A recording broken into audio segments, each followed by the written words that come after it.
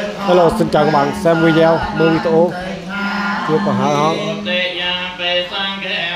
Hello, xin chào các bạn. Bữa nay mời nhà sư đấm giỏ xem nhé các bạn.